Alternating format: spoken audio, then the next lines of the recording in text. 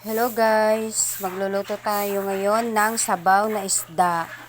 Ayan po, tulay na isda. Lalagyan ko po ng saluyot, malunggay, sitaw at syempre ito, lalagyan natin ng lemongrass, sibuyas at luya.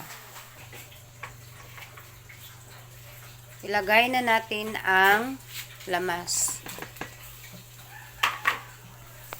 Hintayin natin na kumulo.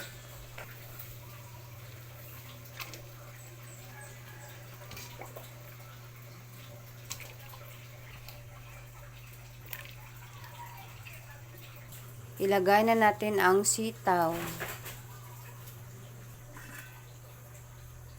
Ayan na po guys, kumukulo na. Ilagay na po natin ang malunggay.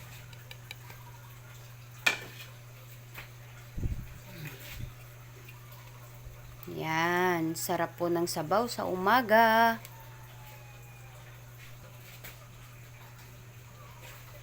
Ang pang-last po na ilagay natin ay ang saluyot.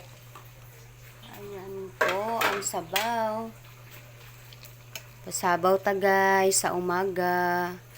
Sarap ng sabaw. Ayan, saluyot, sitaw at saka malunggay po ang hinalo ko sa aking sabaw na isda. Thank you for watching. God bless.